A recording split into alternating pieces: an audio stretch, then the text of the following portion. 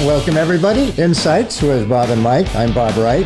206-619-3274, 206-619-3274. And I am Mike Walsh, 310-383-1570 is where you can reach me. That's 310-383-1570. Multifamily specialist with the Foundation Group. We're on hand 24/7 to meet your commercial real estate needs.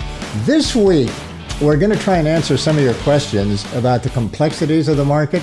Yeah, it's a weird time, a real confusing market. We've almost had this perfect storm of problems, whether it's been COVID-19, the local political climate, and civil unrest, tenants not able to pay their rent, not to mention many people would suggest we were due for a market correction anyway. So what we did, we had a conversation with 4 property management companies, 1 large firm, 1 medium-sized company, and 2 smaller boutique-type firms, SUHRCO, Redside, the Foundation Group, and Pilot.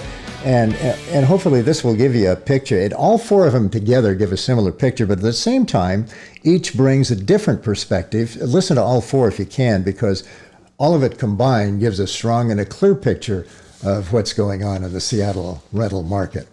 We'll begin with SUHRCO. SUHRCO handles both multifamily and office. Their multifamily arm, as I said, manages about 12,000 units. We sat down with CEO Rob Kellum, and these are your questions, the questions you, our clients, are asking us. Wow, this COVID thing has really turned us upside down. Tell me, how has it impacted your business? Vacancy rates, what's the impact on vacancy rates? Well, I mean, surprisingly, it really hasn't impacted us up until maybe the last couple of months. And more specifically, it's really only impacted us in city. And our occupancy rates at, because we're anywhere from Lacey up to as far as Bellingham area. And our occupancy rates have held very well. In city, it's not even so much COVID, but it's all the turmoil going on down there that we really feel deterred people from moving downtown. And when they get the green light to work from home, there's no reason to move downtown close to their old offices in Amazon, Microsoft, Expedia, or wherever. So we're that area. We have buildings in Capitol Hill, downtown, Queen Anne, but mostly Capitol Hill is the worst. It's suffered the most. I know we're running in the low 90s, 92, 93% occupancy right now. We know some of our neighbors down there are running 20% vacancy rates. And we've just seen the demand for that market and those units just drop off dramatically.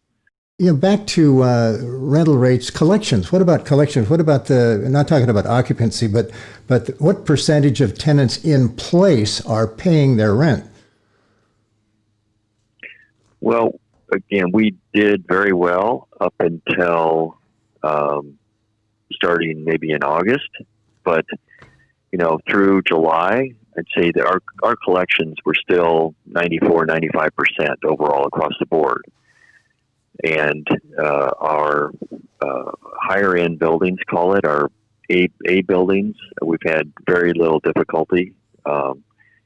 It's just been one-off here or there that we've had collection issues or delinquency issues. But then out at some of the suburbs and some of the, call it the B minus buildings, we've had, and it's just clear to us that those are buildings that are occupied more by service workers and call maybe blue collar type workers who've had layoffs, and so those buildings have had higher delinquencies. Then in August they crept up a little more, and then but people were being sustained by the additional federal unemployment money. And, but since that's ended, we've seen a small spike in delinquencies as well. And I think right now across the board, we're more like in the 89, 90% collections, but so a 10% delinquency, call it. What concerns me is that people have their rainy day fund set aside, and that's going to run out pretty soon. Yeah, we're concerned with all of that, believe me. And there's been a small minority of residents who have just been holdouts and have just decided since even back as far as March or April that they weren't going to pay their rent, even though we know that many of those people were still employed or working and had income. So, I mean, last thing that we want to do is evict people. I mean, the last thing it is the last resort. I mean, not only having people out in the street, but it's a huge hassle and very expensive to evict people. So we'd much rather work with people, even at the smallest payment agreement amounts. And I mean, we've got people that are paying an extra $100, $300 a month kind of thing to try to keep up on some of the back rent, and as well as they've gone back to work and they're paying their current rent, and let's say they might have 2 or 3 months of back rent owed because they honestly couldn't pay it. Well, we would never try to evict those people. We will work with those people all day long. But it's we do have people who are just, they won't talk to us, they ignore us. They made a blatant demonstration that they weren't going to pay their rent. But there are not many of those. We've had there's not. It's a small percentage, but believe me, we've had a number of people show up with brand new cars in the parking lot, and brand new, several people, brand new furniture, entire apartment full of new furniture, but they can't pay their rent. So there's some people taking advantage of it. It is fortunately a very small percentage, but it does happen.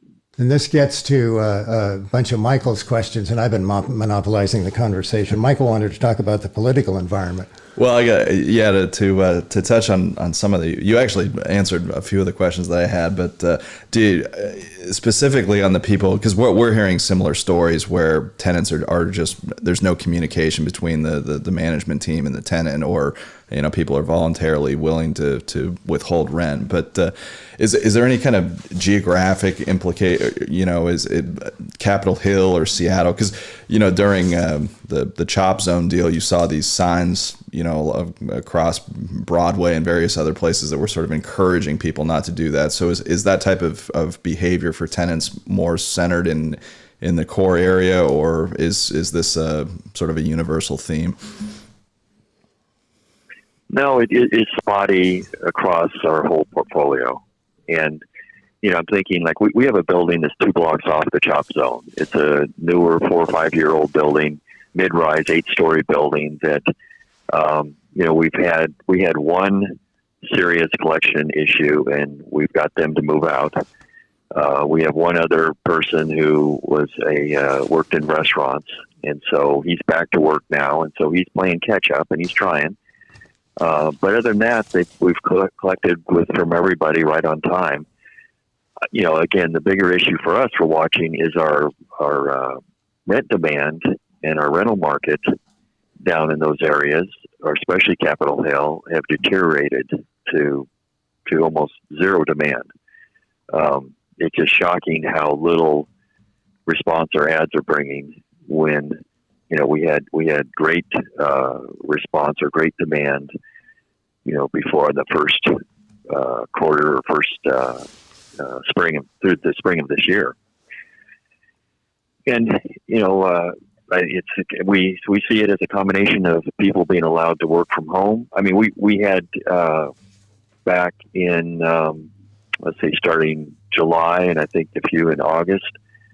Some of our buildings like that had new prospects, renters committed to move in, and so like they were going to plan to move in 1st of August or 1st of September, and then they call us back and say, "Hey, our company told us they're not moving us. We don't need to move." These are people coming from New York, Boston, Chicago, and they're companies told them that they'll just have them stay put. They're not going to pay to move them. So that, along with, people can go out if they can work from home and they don't need to commute into downtown Seattle. They can go out to many of the suburbs and get a much more apartment for less money, and that's what people are doing. And there's no reason. And the other factor, frankly, is all the chaos down there. It scares people, and they ask about it when they call. And we've had to double our efforts as far as our customer service, call it, and our assurances to our residents down in those areas that, hey, we're doing all we can to, protect them, protect our building. That, for instance, that one building example, our poor maintenance guy, for that period of when the CHOP was so active, he spent every day just cleaning graffiti off all the lower retail windows. We had our dumpsters about several times that have been pushed out in the middle of the streets and lit on fire. So it's, those are the type of things that people, if they're going to pay that kind of money to live in a nice apartment, they don't want to come home to this stuff. They don't want to worry about, how I'm going to drive through the streets to get into my building, or that I can't walk out and feel comfortable and safe walking out on the sidewalks when there's dumpster fires below my window. So it's certainly calmed down since all that, the height of all that, but people are still, wary of that. What about rental rates? Have the rental rates gone down at all? Well, again, I keep focusing back on Capitol Hill, but that's where it's most impacted our rents. We just went across the board, and just in the last week to 2 weeks, we dropped a bunch of rental rates, and that's just because the whole market has dropped. We're seeing rates for like studio and one-bedroom apartments that we haven't seen for 4 to 5 years ago. We're back down to those rates again. Of course, our expenses certainly haven't dropped. So percentage-wise, what would you, just roughly? I'd say so. Apartments that used to go from $1,800 to $2,000 a month, we've dropped some of those down to like $1,495 up to $1,700. Mm-hmm. So it's easily $200 to $300 on a apartment that size. So is that just in Seattle? How about in the outlying areas? No, in the outlying areas, no. Our rents have held. Our rent increases have been, I would say, more limited in the last couple of months, especially. But our rents really have held. Like when you go out to Bellevue, Redmond, Kirkland, Renton, Tukwila, all those areas we've held our rents and made. Maybe there was a planned rent increase on a turnover of maybe $50 a month. So now that same turnover now is at $25 a month. But there was even some rent increases. Back to the core area. What about Queen Anne as compared to Capitol Hill? The Queen Anne area doesn't seem to be as impacted by the demonstrators. Are those rates different? Yeah, they have not been affected. We've got we just have a couple of buildings in Queen Anne right now, but those are steady, good occupancy, solid, and no rent decreases. This may be a myth. I don't know. Maybe I shouldn't go there, but I kept hearing from it's somebody told somebody that during the CHOP zone occupation, some of these protesters were gaining access to buildings, walking the halls, harassing the tenants. Did that actually happen? I don't remember hearing stories in our buildings. again, focusing on Capitol Hill, our buildings there, over the years, it's grown. The homeless population or the homeless issues have grown. That's been our biggest problem. Mm-hmm. I mean, it's a constant fight to keep homeless people from sneaking into our buildings, breaking into our buildings, and camping in, hallways, stairwells, storage rooms. So we've had to hire a lot of extra security, and so again, we're protecting the safety and the rights of our residents who pay good money to be there, but that's been more of a constant issue, and which is ongoing, and that's separate from the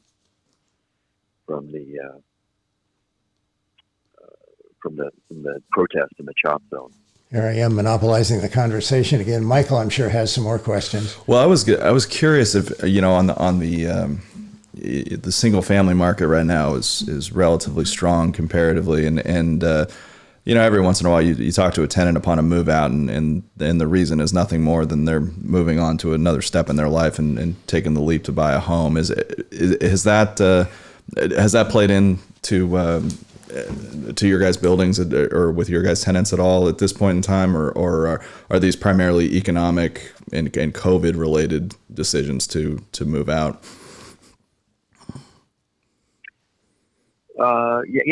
We've had an upsurge definitely of people buying homes as the reason they give us for relocating and moving out of our buildings. Definitely, I would say that number has really, our average numbers there have doubled from what,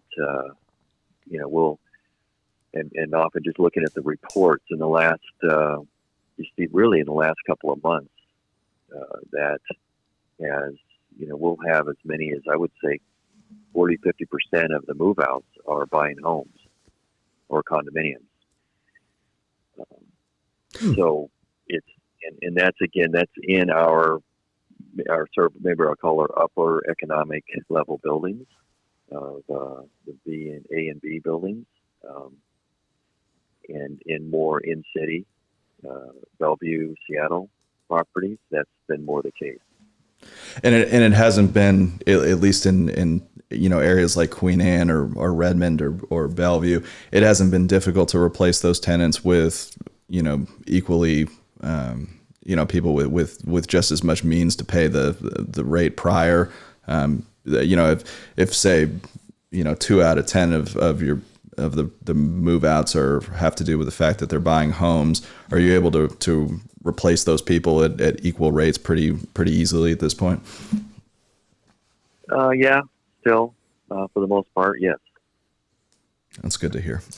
Thank you very much for giving us your time. That was Rob Kellum, CEO of SUHRCO Property Management. Next, we talked with Craig Swanson of Redside Partners Property Management. Redside manages around 2,600 units, primarily residential and some commercial in the Seattle core. But let's talk about the buildings you manage. I mean, your business activity can't scale down because you've still got the same buildings to manage. You've still got the same issues to deal with. How has it impacted vacancy rates and rental rates? Well, I guess as I got started in saying, initially it was not a lot of people moving in April and May because they really couldn't. Everybody was hunkered down. And then, June, people started moving some more. And it still seemed to be going okay. I think, it's hard to understand what event has had the most impact on us. Obviously, COVID has been the underlining denominator of this throughout the last 6 months. And with that comes higher unemployment. Service sector obviously getting hit the hardest, but then there's the civil unrest and so on and so forth. And so I would say throughout the course of the summer, we were doing okay up until about August 1st. And that's when I would say it certainly seemed like things started to taper off, both on the velocity of prospective tenants coming into the pipeline and the amount of the rents. And over the last 45 days or so, It's felt more like October and November rather than August and September. Point being that rents are down, and I don't have a. It depends on the building and what somebody defines as quote unquote market. But rents are down, I don't know, 10%, 15%, 20%.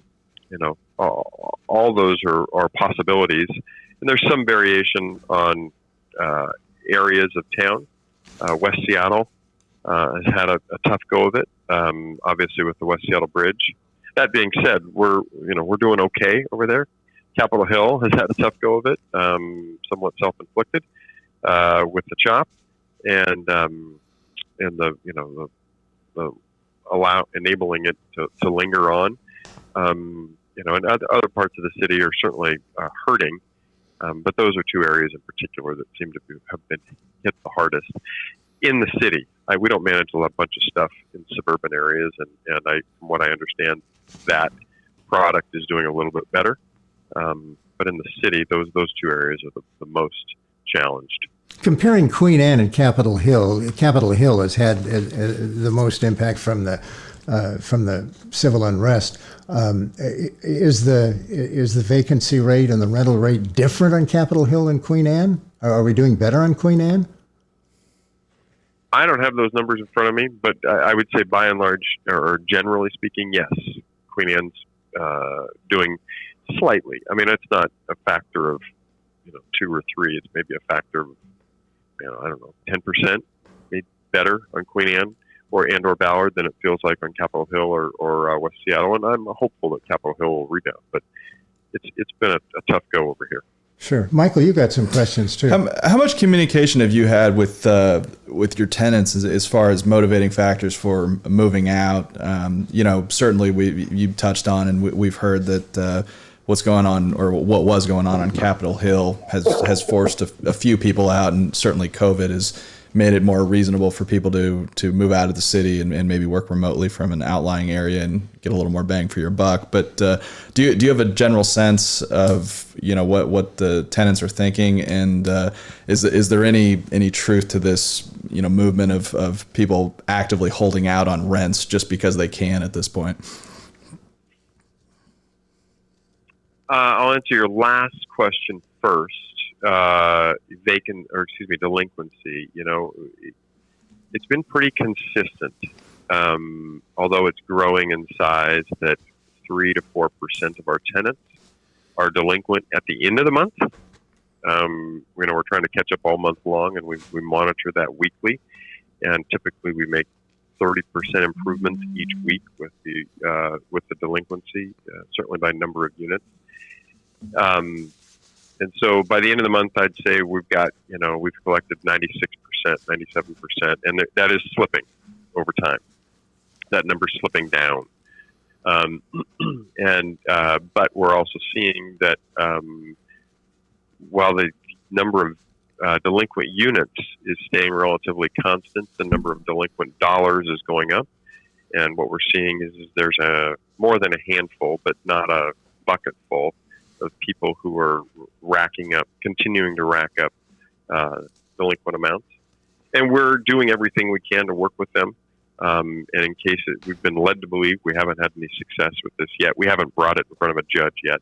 But we've been led to believe that if they are non-communicative with us, then we do have the right, or if they provide a payment plan and fail on that payment plan, then we have the right to proceed with evictions. And it's always a little bit challenging to walk the line of being compassionate, because some of these people have good reasons, and the economic line of saying, hey, you owe us this money.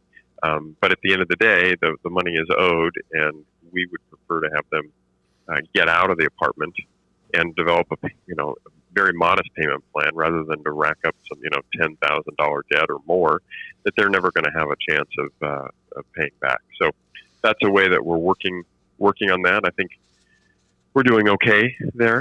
It's certainly a challenge, and we certainly have more delinquent dollars than we did a year ago. But you're saying, go ahead. You're saying that 96% of the people in place, I'm not talking about vacancy or occupancy, Yeah, I'm talking yeah. about the people in place are paying their rent, and that's beginning to slip. Is it going down to what, 90%, or do you have a feel No, for that? I think it was 97. I'm going to say it was 97.5%. Maybe we're paying their rent, and then 97%, and then 96.5%, and 96%, 95%. That's by the end of the month.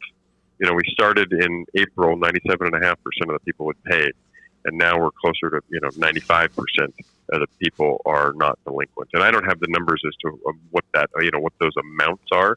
There are a lot of people who have less than $500 delinquent, but there are there's a handful of people who are just simply aren't paying, and those are the most challenging. I'd like to get back to rents, and this is a really hard question to answer. And maybe since Mike and Patty have retired, this information just isn't available. Rents on Capitol Hill, let's say, have they gone down, and by how much? Just with your buildings. I don't have that number at hand, and it's such a fluid number. 100% they have gone down. We are very anxious to get tenants into our space. I have a building at 14th and Pine that we've had for 20 years, and we've never had an issue getting it leased. Never. Now, and then we're talking 25, 26 units. Now, we have 3 or 4 vacancies in there, and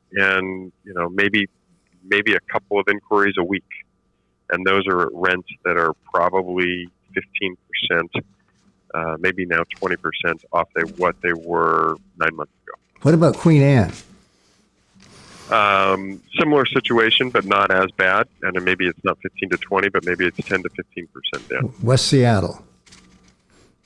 I'd say West Seattle feels more like Capitol Hill right now, in that they're it's probably 15 to 20%, and that.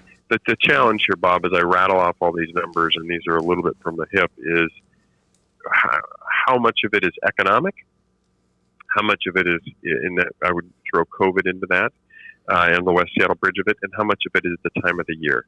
But it doesn't feel like there's the same velocity of tenants coming through the prospect pipeline that there were last, September 19th, 2019. Have some of the companies that have, you saw the, was it Facebook that bought the REI building in Bellevue, and certainly some of the jobs out of Seattle have moved to the east side. Has that, have you seen any direct impact on, maybe not the people that are currently in the buildings, but are there less demands from people that are calling from Boston or New York or Chicago or Denver that are coming into town, that might have otherwise been a prime candidate for a building on Capitol Hill or Queen Anne, but because of the shift in employment are looking at something on the east side?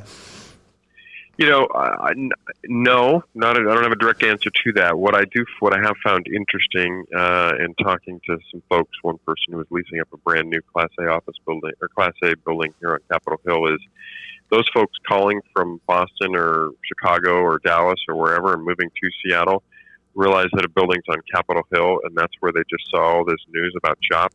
They think that Capitol Hill is not a safe place, so they are not seeking out Capitol Hill. The people that are moving to Capitol Hill as a group, this is very generally speaking, are people who are from here who know that it's, what happened here as far as the violence is concerned is, historically speaking, an anomaly. Mm-hmm. And so it is a safe place. Yeah, but for those people looking from outside town, they don't think Capitol Hill is nearly as appealing as it was 6 months ago. And I guess I would throw out too. And I was watching another Zoom call earlier today, and I think the gentleman there from Goodman Real Estate made a great point that I think is important for all of your listeners, or all the folks out there to think about. Is so many of us in our fragmented world of real estate have not paid attention to politics, and politics are rubbing right up against our world right now. And it is now now is the time to think about who is running or not running our city and our state, and to be more involved. Donate, sign petitions, read about stuff, make your own opinions, or make your own mind up. But gosh darn it, we all need to do a better job of being involved, as opposed to just saying that we're cranky and upset about our local or state politicians. Craig Swanson, everyone of Redside Partners. We want to thank Craig again. We really appreciate him giving us his time. Next, we had a conversation with Darren Reynolds of Pilot Property Management, a Seattle-based company on Queen Anne Hill. Regarding the effect of the COVID-19 environment on multifamily, how has it affected vacancy rates and occupancy rates? Oh, yeah. So I would say that the rental market kind of missed out on its normal like spring and summer bump that it normally sees. And we've seen the same number of move outs that we normally would see. And so that is not helping things. I would say that the slower leasing traffic causes slightly longer vacancy times. Mm-hmm. And then, getting resources to do make readies on apartments has been impacted as well. So, like normally you can get a fridge in like 2 days, it's delivered and get it installed. Right now, you may see 2 to 3 weeks to get a fridge delivered.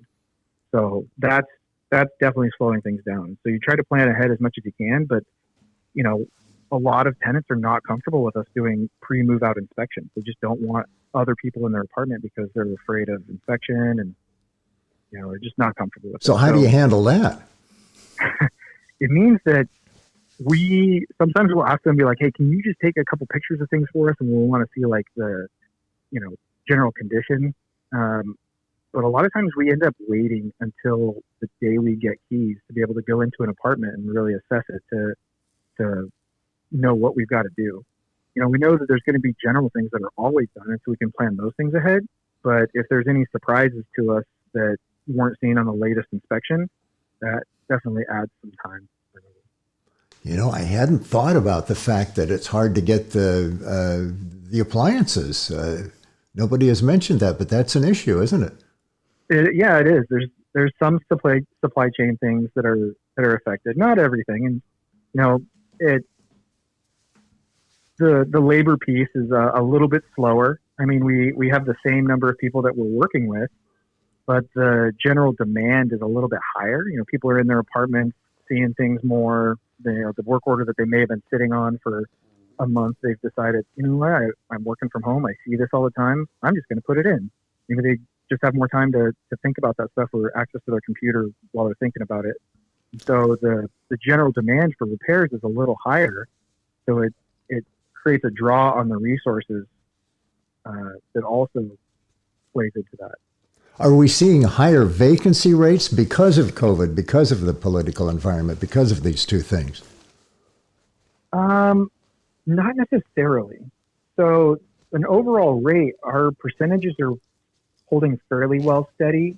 The leasing staff is kind of working themselves to the bone because the leasing traffic, like the general market, has softened, but they do a good job getting them filled. So our overall percentage for occupied versus vacant apartments is actually maintained fairly well. Maybe a little bit of a slip. What is that percentage? So 94.5% as of like the 5th of September. I think as of today, it's at 95.5%. Let's talk about collections. What's the percentage of tenants who are paying? I'm not talking about occupancy, but the tenants in place. What percentage of those are paying their rent? Oh, yeah. I pay attention to that stat all the time. I look at it daily. So for the multifamily side, so for residential, it's around 93%. Pretty consistently. I'd say it's slipped a tiny bit over the last 2 months, down into like the 91.5%, 92%. But yeah, 93% of occupied apartments are regularly paying their rent. And getting it paid by the end of the month by the time the next month hits. Interesting. Is this changing? Does this vary from area to area? I see less of a pattern from area to area. The pattern's more among asset class. So higher priced rents, we're seeing less impact on those properties. And I would guess that has to do with who employers are, where our lower rent points are definitely more impacted. Are you seeing move-outs into the outlying areas? When we do get information on where people are moving, yeah, from the core out a little bit. I mean, it's not the exodus that I think a lot of people are seeing, and maybe that just hasn't happened yet. But we do see people kind of moving out a little bit more, and so the properties that are mid-range price not in the core, the leasing for those properties is actually doing fairly okay. The political environment. Michael has a bunch of questions about that. Yeah, okay. Real quick, just to extend on that last bit, are you neighbor to neighborhood is one thing, but are you seeing differences in type of units? Are studios or 2 bedrooms any different in terms of desirability or rentability at this point? I'm not seeing a pattern quite yet on that. I think that and it's going to be hard to separate from the overarching seasonal pattern here soon, because it is September, where 2 bedrooms and 3 bedrooms become increasingly more difficult this time of year, where during the springtime, they definitely have more of a seasonality to them than studios and 1 bedrooms do. So hard to say right now. If I were to look at our data from, say, 3 months ago, I might be able to answer that more accurately. Okay. Well, I guess on the regulatory front, though, what have you guys found? Since the latest package of bills at the city council level, and just some of the general trends going on, to be some of the more difficult things to comply with, and what steps have you taken internally to make sure that you got all your I's dotted and T's crossed? Oh man, you mean more like the legislation they passed mid-year last year, or like the moratorium related stuff? Well, both. I mean, the moratorium, it creates its own set of issues, but as far as those 3 primary bills related to number of people in a unit, or what you can charge for and what you can't. Yeah, the package that passed, it was like October-ish, or maybe it was a little sooner than that, but it took effect the first week of November, and then some of it was for January 1st. I haven't run into any issues with it yet. I mean, it was scary when it was passed, but I think we've just been lucky to not have some of those more case-specific examples. Having somebody who wants to move in, and then you already have somebody living in an apartment, and then you tell them they've got to be screened and added to the lease. I haven't run into that much. And then the domestic violence portion of it, really haven't had any experience or any need to use that law. And the other stuff is pretty easy to follow, because it kind of sets a baseline, or it's not something that we weren't already doing. Sure. Including rental rights and things like that, but adding the RRIO certificate with an eviction notice, that kind of stuff is just an extra step. It's just more labor, more I's to dot and T's to cross, which it's a pain, but it's not like it's a huge burden for us. We should mention, in case, I'm sure everybody does know what RRIO is, but it's the city's inspection program. Yeah, it is. So if you've got a property, it's got to be registered with the city, and then they can randomly inspect you every 10 years. They give you a notice for it ahead of time. But you've got to be registered so that they can draw your name out of the hat and do your inspection. Have rents gone down? Oh, yeah. Well, that's the wrong response. I would say that rents are definitely softening. How much? We're seeing mostly flattening, but not going backwards. So most of the stuff that's vacating now, we're not seeing the rent increases unless somebody's really below market that we were seeing, even a year ago. So the number of concessions in the market right now are up. We're seeing flat prices with more concessions. So your net rent after the lease term is definitely going backwards. And that's hard to adjust to, because it's constantly moving. and you don't want to get caught. You don't want to be the last one to adjust and be sitting on all that vacancy. Interesting. We've heard from some management companies that the tenants are a little more emboldened now to maybe take on, well, you sort of alluded to a little bit where they're filling out work orders and maybe addressing issues that they might not have had in the past. But some of the other stories are they're willfully withholding rent despite having the capability to pay and things along those lines. Has that have those issues popped up within your operation? Yeah, a little bit. When we don't get payment from somebody, we don't always know why. We always reach out, but we may not get communication back from them. We're trying to set up payment plans, or we just want to know what's going on so that we can, know when to check in, so we're not bugging somebody too much if they're going through a hard time. But, maybe we can help by pointing them to the right resource. We have had a couple of people that misunderstand the new laws, and they have said that they're withholding rent because of their belief that they don't have to pay it. Or, there's people that are still working. They never lost their job, and they are not paying their rent. And not all of them communicate with us about why. So some of them have said that they're actively withholding, and but I think that's a very small minority. Most of the people that are withholding rent are just not communicating with us, and so we can't say definitively if that's why. So if it is a small percentage, though, that and you may not know the reason why, but it is a small percentage of those who are working and are refusing to pay. What could you put a number on? 1%, 2%, 3%? Oh, less than 1%. Yeah, that's good to hear. It's not very many. Honestly, I'm really impressed and proud of some of the tenants that are impacted, and they are just scrapping. They're doing everything they can to try to stay current. They make small payments throughout the month, and they're really sticking it out.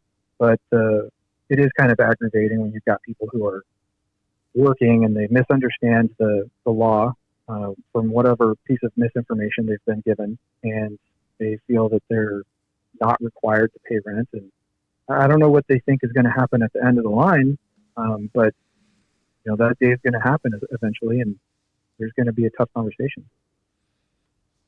Have you guys been at all impacted by the single family market and just, how much movement there's been in home sales in Seattle? Has that been a contributing factor to some of the difficulties in renting units and basically just the people that otherwise would have been tenants of an apartment building are now taking the step forward or leap forward to, purchase in the area? From the demand side, for leasing, we don't know because those people don't show up. And, a lot of the slow leasing is attributed mostly to pandemic related causes. At least that's what's easy for us to point the finger at. But for existing tenants who are either month to month or at the end of their lease, we are seeing a larger number purchase homes and move out of the rental market. So I was just reviewing our cause of move outs recently because I wanted to see, how many are COVID related, how many are from, what other reason. And I was surprised to see how many there were from purchasing homes. I don't have the exact number in front of me, but it was more than I was expecting to see. Interesting. I know you're not clairvoyant, but look into the future for me if you could. Look into your crystal ball and tell me, is this going to go away? And when it does go away, COVID-19, the pandemic, and when it does go away, is this a pivotal point in history where as we move forward, it's going to completely change the way we do business? Are more people going to work at home because now companies realize it can be done? It will ease traffic. Will people continue to wear masks? Even before the pandemic, we'd see pictures of foreign countries where people were wearing masks for whatever reason, pollution or fear of the pandemic, whatever. That's an interesting thought. Of course, the crystal ball is very foggy. I always tell people that when they ask me what the rent increase is going to be. But I do think that there's going to be some changes. Just from my personal opinion, nothing that's based entirely in data or facts. even just with our own team and with friends I've talked to that, they've not here at Pilot, but friends I've talked to have had bosses that were resistant to allowing people to work from home, for fear of low productivity. The enemies of working from home, as I heard from somewhere, was, the fridge, the bed, and the couch. But the reality is, I think a lot of employers are finding out that employees are very productive from home. And it's kind of removing that fear that employers had. And so I think that is going to have a lasting impact it's going to have a ripple effect through a lot of things, including commercial office space. I think that the multifamily industry is going to see an impact from that. I don't know how great that impact is going to be. That's where an impact on the positive speculation side? ends. Well, I think it depends on where you own property. I think that if you own a property that its main amenity is going to be its proximity to a certain employer's office, and its walkability, versus the amenities that are more amenable to somebody who doesn't need to be in that exact location, you've got market replacements for a lot of those amenities. The one that's not replaceable is living within a couple blocks of your office. And so if that is no longer a requirement, market replacements become easier to find. Darren Reynolds of Pilot Property Management. Thank you, Darren. Thank you very much. We really do appreciate you taking the time to talk with us. Next, we talked with Bruce Kahn, who heads up the property management arm of the Foundation Group. The COVID environment, its effect on multifamily, has it impacted vacancy rates? Yes, it absolutely has. What we're seeing for the first time is apartments going on the market, and we're not getting calls and people are not answering the ads. We've lowered prices, we've offered more incentives, and that doesn't seem to be changing anything. So it's definitely, I think, a result of that. What do you get a sense of what the vacancy rate is? It's hard to really put your finger on it, especially since Mike and Patty retired. What about the inner city, Capitol Hill, Queen Anne, Green Lake? What's the occupancy rate or the vacancy rate there, roughly? Well, that's probably the interesting thing that we're finding, because we do have a lot of buildings under management, is that the better buildings that we have, where the income level is higher, are running at about 97% occupancy and 97% in terms of people paying their rent. The problem buildings that we have is with the lower priced units. Even it's ridiculous today to say lower price, because even those are like $1,500, $1,600, $1,700 plus utilities and parking. Those buildings is where we're really having problems with vacancies, and the vacancy hasn't changed that much because of the moratorium. So even people that can't pay and have not been able to pay since March are still in the units. They're not moving out, and they don't have to pay rent. So even with those, say, Class B, Class C buildings, I guess we could call them, the vacancy rate still, the occupancy rate still is like 97% for those, or is it a little bit lower than that? I would say in those buildings, I'd say probably about 95%. And I think, the difference is the economic vacancy that we're facing as opposed to the physical vacancy. That was going to be my next question. Of those tenants that are in place, what's the collection? It used to be, I was hearing it was 90%. Has that changed? No, and again, our buildings have always operated well, but we pay a lot of attention to the tenants, and we're really on top of our game. So we have, as I think I alluded to earlier, the collections on the better buildings, on the B. We don't do A buildings or the new institutional properties, but we have some big buildings that are, I would call them B plus or maybe A minus with amenities. Those buildings are operating at about a 97% collection. Those people are still employed. Most of them are working for Amazon. They're in the IT business and they're fully employed. The ones that will be the C buildings, those are the ones that we're seeing about 80% or 20% economic vacancy or 75%. or 25% economic vacancy, because those are the buildings where the people have been hardest hit. They're in the food service industry and other hourly employees that have lost their jobs or have suffered a lot of cutbacks. This is sort of dovetails into some of Michael's questions. He wanted to ask about the political environment and how that's, Michael? Well, yeah, first, I was curious how, the neighborhood breakdown in some of the buildings that you managed with the University of Washington being sort of not in full motion at this point. Has the U District taken more of a hit? Has what happened on Capitol Hill, is there still lingering effects as a result of that? What are you guys seeing? There is no question in my mind that because of the way the city council and the mayor have acted towards owners and the way that they've handled the problems that have occurred on Capitol Hill, those neighborhoods are no longer the star places where people want to live anymore. We're seeing a lot of flight from in-city properties to out-of-the-city properties. People are afraid.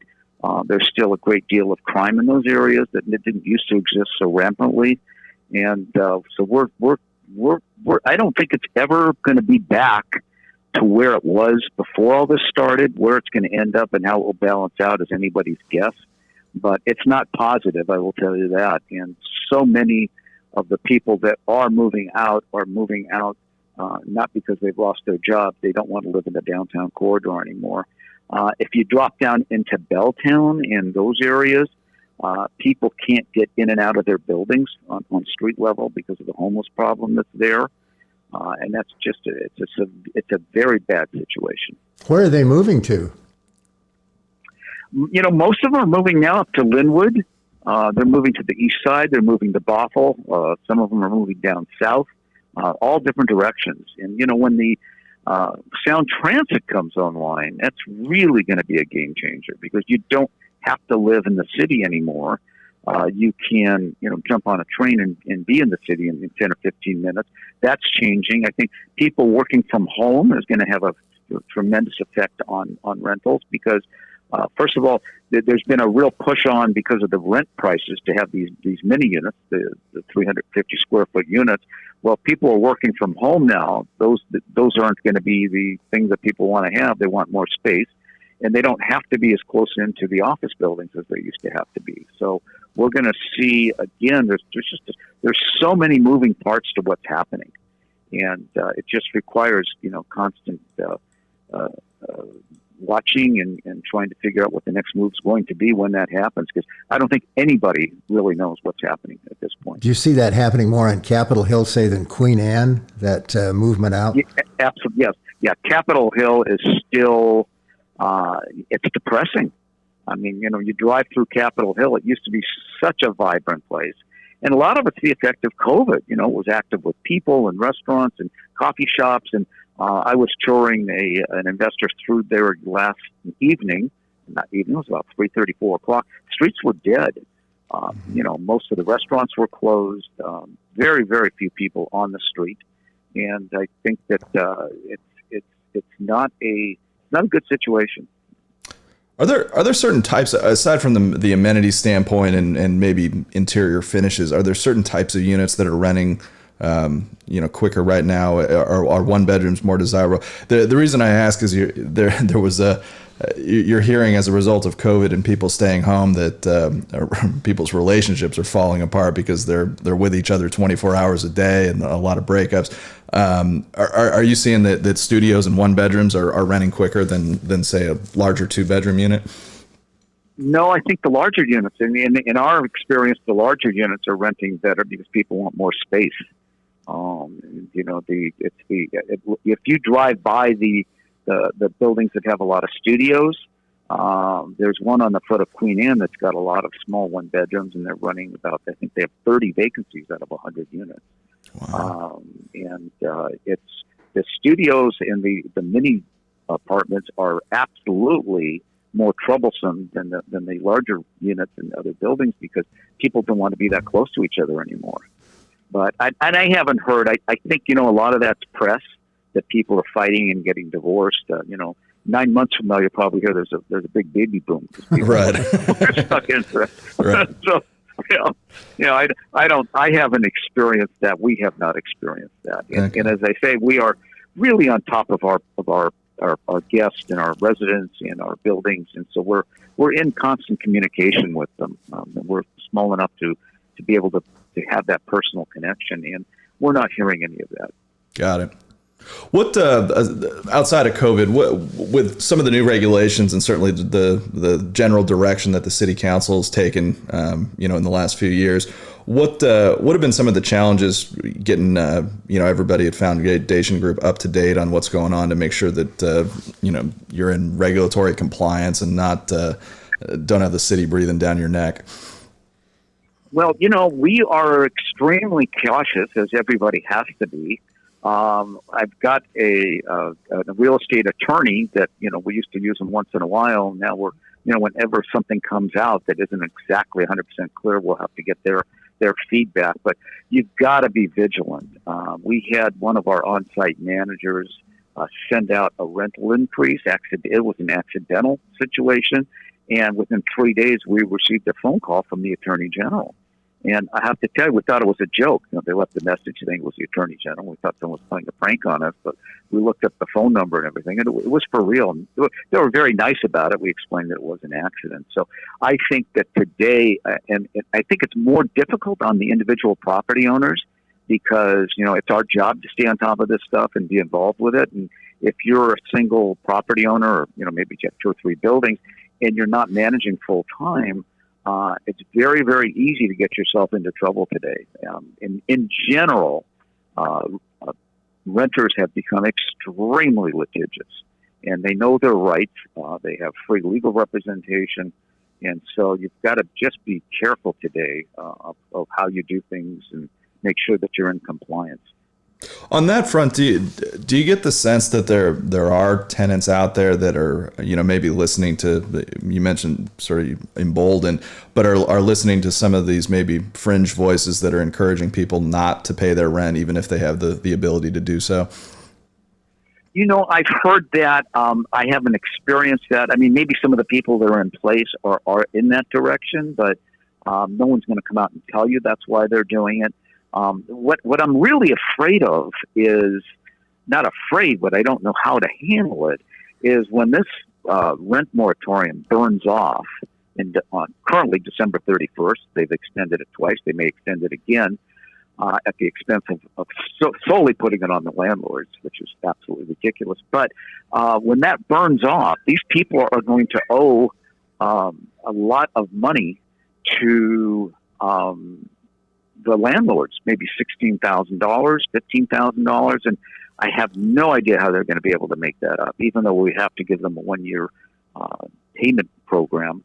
A lot of the people were just hanging on, barely making their rent to begin with, and now if you add that on top of it, God only knows. But they still seem to be, most of them, even in the face of government encouraging them not to pay, most of them seem to be paying. Most of them are, why? Because I've always said that people want to, the last thing people will give up is the roof over their head.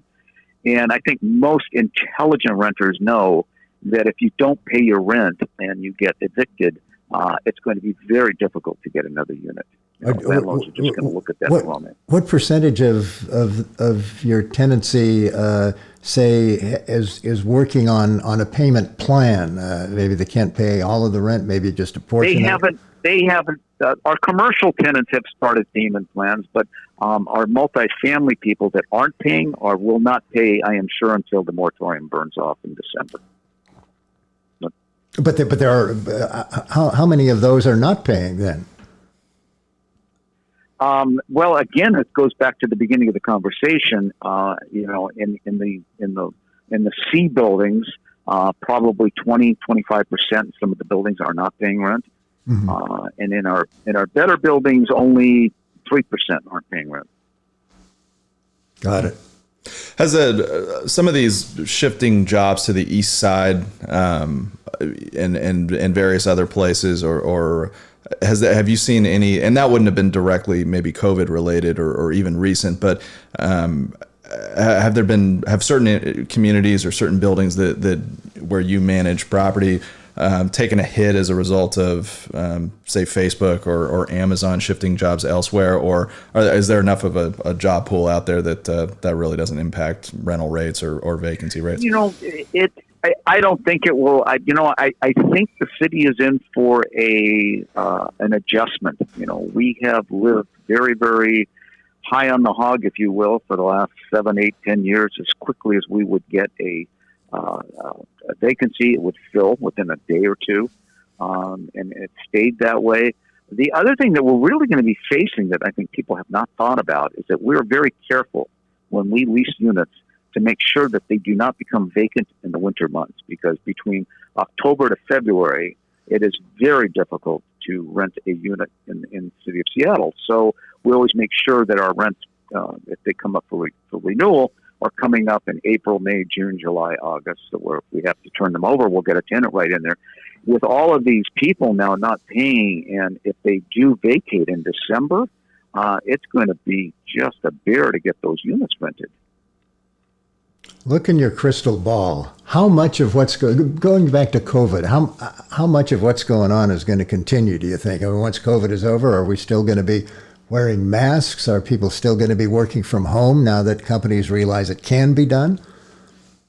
Yeah, I really do believe that at least maybe 20% of companies have realized that they do not need to have employees on site, that it's very effective to have them working from home.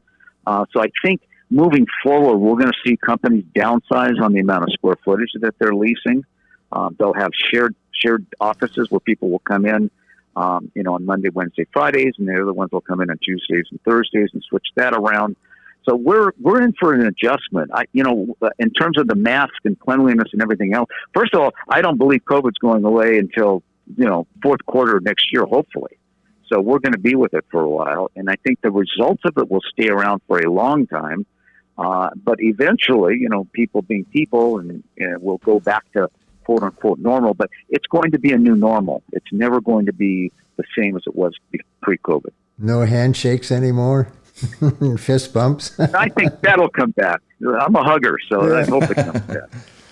Bruce Kahn, everyone, of the Foundation Group. Thank you, Bruce, for giving us a picture of what you're seeing in the market. Hopefully, you've had the time to listen to at least a portion of all 4 interviews. Rob Kellum of SUHRCO Residential Properties, Craig Swanson of Redside Partners, Darren Reynolds of Pilot Property Management, and Bruce Kahn of the Foundation Group, because all 4 taken together from large to small seems to give us the best picture of what's happening in Seattle and in the country.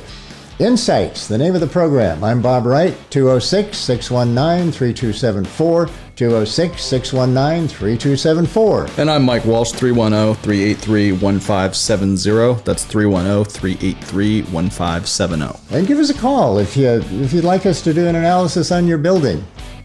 We're available 24/7 for you. Insights, the name of the program.